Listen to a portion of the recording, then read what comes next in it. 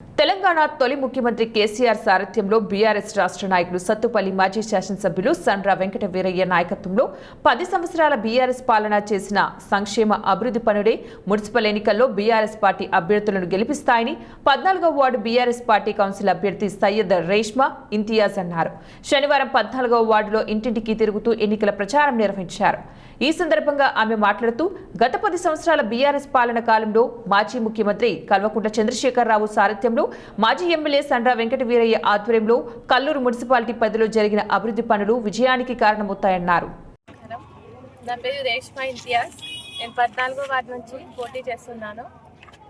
నన్ను గెలిపించండి. కారు గుర్తుకి ఓటేసి నన్ను గెలిపించండి. గారి నాయకత్వంలో లక్కినేని రఘు గారి నాయకత్వంలో నాకు కల్లూరు పట్టణంలోని మున్సిపల్ ఎన్నికల్లో 14వ వార్డు కౌన్సిలర్గా మా మిసెస్కి కౌన్సిలర్ అభ్యర్థిగా ఇచ్చారు. నేను అన్ని వేళలా అందరికీ అందుబాటు ఉండి ప్రభుత్వ పథకాలన్నీ అందరికీ క్షేమంగా చేరేలాగా అందరికీ ప్రతి పేదవాడి ఇంటికి ప్రతి ప్రభుత్వ పథకం చేరేలాగా చూస్తాను. ఈ 14వ వార్డు కౌన్సిలర్గా బీఆర్ఎస్ మా మిసెస్ని సయ్యద్ రేష్మా గారిని గెలిపించాలని కోరుతున్నాను. అందరినీ కారు గుర్తుకు ఓటేసి అఖండ మెజార్టీతో గెలిపించాలి.